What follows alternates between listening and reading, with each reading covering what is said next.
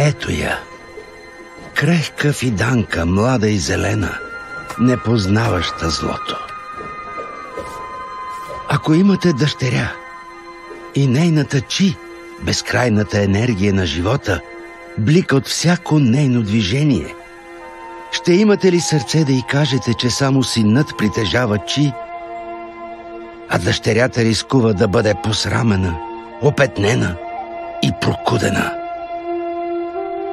Аз не можах, прадеди. Крехката фиданка стигна до висините, а прадедите й в небесата се гордееха с нея. Момичето стана войн, войнат стана водач, а водачът се превърна в легенда.